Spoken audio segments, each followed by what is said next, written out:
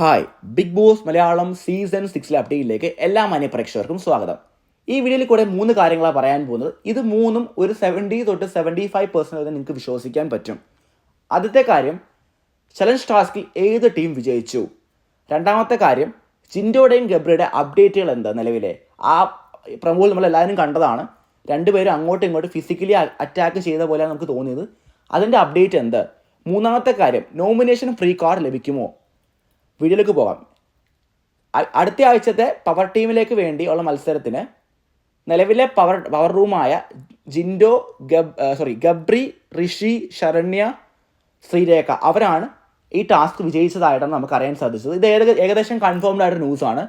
രണ്ടാമത്തെ കാര്യം, അടുത്ത ആഴ്ചത്തെ നോമിനേഷൻ ഫ്രീ കാർഡ് നമുക്ക് അടുത്ത പവർ ടീമിന് കിട്ടുമോ എന്നുള്ള കാര്യമാണ്. അത് ഒരു 50% കൺഫേം ഞാൻ പറയുന്നുള്ളൂ.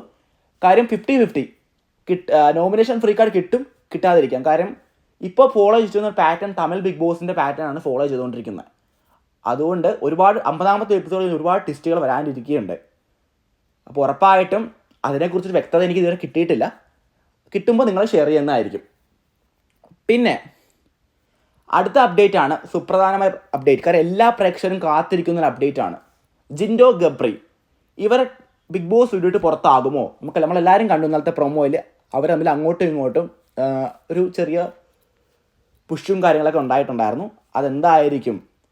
എനിക്ക് കിട്ടിയ റിപ്പോർട്ട് അനുസരിച്ച് രണ്ടുപേരും സേവ് ആയിട്ടുണ്ട്. പക്ഷേ അടുത്ത ആഴ്ചത്തെ നോമിനേഷനിൽ അവർ രണ്ടുപേരും വരാൻ ചാൻസ് ഉണ്ട് എന്നാണ് നമ്മൾ അറിയാൻ സാധിച്ചത്.